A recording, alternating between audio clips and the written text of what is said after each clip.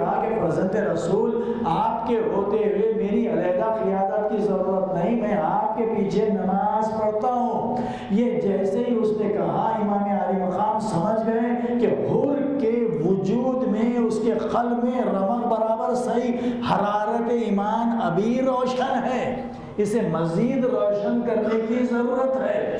ایک مرتبہ امام عالی مقام نماز پڑھا لیے، اس کے بعد جب چاہتے تھے کہ اپنا سفر اختیار کرے، یہ حائل ہو کے ہاتھوں کو جوڑ کے کہا فرزند رسول میں آپ کے ساتھ ساتھ چلتا ہوں، لیکن مجھے حکم یہی ہے کہ میں آپ کا راستہ روکوں۔ ایک مرتبہ امام عالی مقام نے کہا کہ اے حر، تیری یہ مجال کہ تو میرا راستہ روکے، خدا تیرے کو، تیری ماں کو تیرے غم میں رلائے۔ حر نے اپنی ماں کا نام سنا، ایک مرتبہ وجود سے کام گیا، اس لیے کہ عربوں میں کسی کی جیتے جی جو بھی ایک شجاع و بہادر ہے، ماں کا نام لینا بڑا عیب تھا۔ حر کا جسم لرز گیا، لیکن اس کے ساتھ ہی ساتھ کہا ہے فرزند رسول کیا کرو، میں بھی اگر کوئی اور ہوتا تو ان کی ماں کا نام لیتا، لیکن میں آپ کے مادر گرامی کا نام بغیر درود و سلام کے نہیں لے سکتا۔ یہ دوسری منزل تھی حر کے وجود میں ابھی ایمان کی حرارت باقی ہے۔ امام حسین علیہ السلام خاموشی کے ساتھ اس سفر کو اختیار کرتے رہے۔ اب اس کے بعد حر ساتھ ساتھ تھا، یہاں تک کہ آپ جانتے ہیں کربلا کے میدان میں یہ قافلہ پہنچ گیا۔ اب اس کے بعد خیمے اٹھا لیے گئے اور پھر 7 محرم سے پانی بند ہو گیا، کیونکہ حر ایک ایسا با اعتبار امام حسین کے رفقا میں شامل ہوا اور ایسا کردار بن کے ابھرا کہ آج ہم عشر اول میں حر کے مصائب اور اس کی وفاداری اور اس کے طرز عمل کو منبر سے بیان کرنا اپنے لیے بھی عام سب کے لیے باعث ہدایت اور ثواب سمجھتے ہیں۔ اب حر ایک مرتبہ شب عاشور تک آ گئی، بے چین تھا، روایتوں میں یہی ہے، ایک سے جا کے کہہ رہا تھا کہ شب عاشور آ گئی، ادھر امام حسین کے خیمے میں پانی بن رہا ہے اور حر کے کانوں میں آواز مسلسل آ رہی تھی، العطش العطش العطش۔ حر اپنے آپ پر ملامت کر رہا تھا، ہائے حسین فرزند فاطمہ، فرزند رسول، فرزند علی، ایک پیاسا ہے، ان کی اولاد پیاسا ہے، ارے میں ہی تو تھا جو حسین کے راستے کو تنگ کر کے کربلا تک لانے کا موقع ہوا، اور یہ بچے پیاسے ہیں۔ ایک سپاہی کے پاس جاتا، جو بھی سپاہ سالار ان کے پاس جاتا، پوچھتا کہ کیا واقعی کل جنگ ہوگی فاطمہ کے لال سے؟ کہتے کہ ہاں حتمی طور پر جنگ ہوگی، ہم جنگ لڑیں گے اور فاطمہ کے لال کو ختم کریں گے، قتل کریں گے۔ جب ان کے ارادے سب کے مانے ہوئے، ایک مرتبہ رات بھر گزری، حر کو چین نہیں آیا، ایک طرف دیکھ رہا ہے کہ میں چاہوں تو اپنے مرضی سے جنت کی طرف چلے جاؤں، چاہوں تو جہنم کو اختیار کر لو۔ بیٹے نے صبح ہوئی اپنے باپ کے چہرے کو دیکھا، ایک مرتبہ سوال کیا کہ بابا اگر کوئی یزید کے لشکر میں پوچھتا کہ سب سے زیادہ بہادر سپاہی کون ہے تو میں تمہارا نام لیتا، لیکن یہ چہرے پہ کیسے آثار پریشانی ہے؟ کہا کہ بیٹا کیا بتاؤں، مجھے فکر یہی ہے کہ میں چاہوں تو یہ اپنی مرضی سے جنت میں چلے جاؤں، چاہوں تو اپنے مرضی سے جہنم میں چلے جاؤں۔ کہا کہ جنت کدھر ہے؟ کہا کہ جدھر تو غور سے سن، العطش العطش کی آوازیں آ رہی ہیں۔ کہا کہ یہ تو حسین کی اولاد کی آوازیں ہیں، حسین کے اصحاب کی آوازیں۔ کہا کہ ہاں ادھر ہی جنت ہے، جہاں ہم ٹھہرے یہیں پہ جہنم ہے۔ کہا کہ جب تم ہم جانتے ہیں کہ حق ادھر ہے تو پھر دیر گئی کی۔ حر کے ساتھ حر کا بیٹا بھی آ گیا، دونوں کے دونوں امام حسین کی خدمت میں آئے۔ جیسے دیکھا کہ کوئی مخالف سب سے امام حسین کی خدمت میں پہنچنا چاہتا ہے، ایک مرتبہ عباس آگے بڑھے، علی اکبر آگے بڑھے۔ کہا کہ کون ہے جو بغیر اجازت کے امام حسین کے قریب آ رہا ہے؟ ایک مرتبہ اس نے اس انداز سے آیا کہ اپنے ہتھیار جدا کیے، اپنے ہاتھوں کو اپنے بیٹے سے کہا کہ میرے پس سے گردن باندھ دو، جیسا کوئی قیدی خطاوار لے جایا جاتا ہے، اس لیے کہ مجھ سے بڑھ کر روئے زمین پر حسین کا کوئی خطاوار نہیں ہو سکتا۔ میں حسین کی اولاد کو، حسین کو یہاں پر لانے کا سبب بنا۔ ایک مرتبہ باندھے گئے ہاتھ امام حسین کی خدمت میں پہنچا تو بغیر آنکھیں ملائے ہوئے، سر نیوڑائے ہوئے، نیچی نگاہیں ہیں، اپنے ہاتھ کو جو باندھا ہوا تھا، امام حسین نے پوچھا کہ کیا حال ہے؟ کہا کہ آقا پہلے بتلائیے کہ کیا میری خطا معاف ہو سکتی ہے؟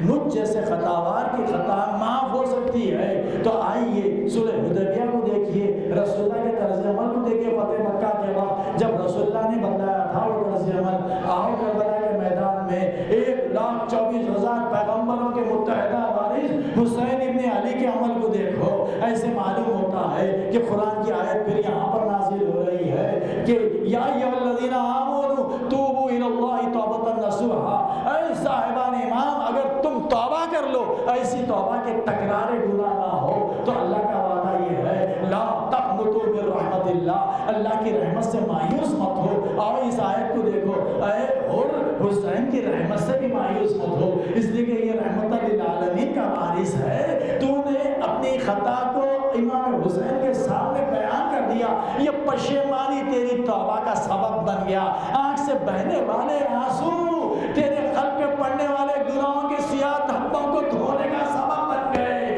اس کے بعد آگے آیت اور ملتی ہے ان اللہ یغفر الذنوب جمیعا، اللہ سارے گناہوں کا معاف کرنے والا ہے۔ اے اور تیرا گناہ بڑا سنگین ہے، لیکن اللہ کے رحمت للعالمین کی رحمت، رسول اکرم کے یہ وارث امام حسین کی یہ رحمت اس سے زیادہ عظیم ہے کہ تو اس سے امام حسین کو انتقام لے۔ نہیں، امام حسین نے کہا کہ اس کی تعبیر یہی ہے کہ اے اور میں نے تیرا گناہ معاف کیا، میرے جب تیرا گناہ معاف کیے، میرے اللہ نے گناہ معاف کیا۔ جب اللہ گناہ معاف کر رہا ہے تو رسول بھی معاف کر رہے ہیں، مولا کائنات بھی کر رہے ہیں، امام حسین بھی کر رہے ہیں۔ اس کے بعد حسین کا یہ جانثار ایک مرتبہ ہاتھوں کو جوڑ لے کر بڑی عقل والا کام کیا۔ دیکھیے کہ اللہ کہتا ہے کہ توبہ ایسی کرو کہ تکرار گناہ نہ ہو۔ بڑی مشکل کے بعد آتے آتے حسین کے بعد روز عاشور نمودار ہو گئی۔ اب یہ قربانی آل محمد کا دن ہے، ایسا نہ ہو پھر شیطان بہکا دے، وہ مرتد ہو جائے۔ ہاتھوں کو جوڑ کے کہا پسند رسول ایک ہی خواہش ہے کہ سب سے پہلے مجھے میدان کی اجازت دے دیجیے تاکہ میں تھوڑی دیر بھی اس دنیا میں زندہ نہ رہوں، فاطمہ کے لال پر قربان ہو جاؤں۔ ایسے میں امام حسین نے کہا اے حر تو میرا مہمان ہے، تجھ دیر توقف کر لے، لیکن اے حر تو ایسے وقت میرا مہمان بنا ہے، تیرا آقا حسین عالم غربت میں ہے، اے حر تجھے میں پانی سے بھی ضیافت نہیں کر سکتا۔ جزاکم ربکم آزادہ روح۔ امام حسین کی قربان اور ایک مرتبہ مزید تڑپنے لگا، حضرت رسول آپ میرے دل شکستہ کو مزید شرمندہ مت کیجئے، یہ پانی بھی نہیں ہے تو میں ہی اس کا موجب ہوں، میں جانتا ہوں آپ کی اولاد پیاسی ہے، یہ آواز اعلیٰ تشبیہ تو میرے ضمیر کو جھنجھوڑنے کا سبب بنے۔ آقا مولا اجازت دے دیجئے۔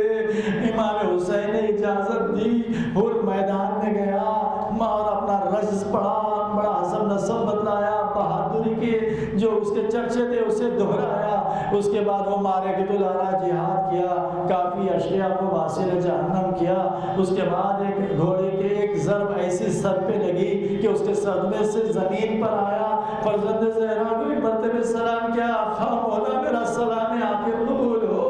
امام حسین معدود چند لوگوں کے راجے پر پہنچے جن میں پہلا لاشا حر کا تھا، بنفس نفیس آقا اپنے مہمان کی عیادت کے لیے پہنچے، اس لیے کہ عیادت کرنا مومن کی عبادت ہے۔ امام حسین جب پہنچے جلتی ہوئی خاک پر خود بیٹھ گئے، دیکھا کہ حر کا جو صدمہ ہے، جو ضرب ہے بڑی کاری ہے جس سے خون بہ رہا ہے، سر شگافتہ ہو گیا، پورا چہرہ خون میں لطف ہے۔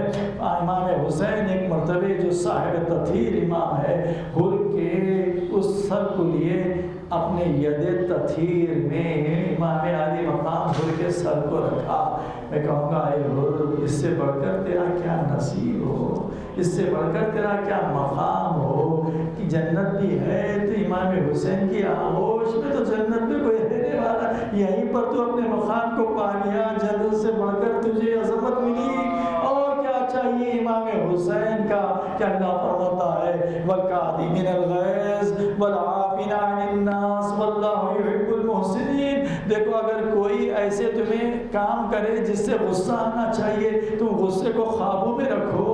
حر سے بڑھ کر اور کون سی خطا تھی جو امام حسین کو غصہ نہیں آتا؟ کہا کہ تم لوگوں کی خطا معاف کر دو۔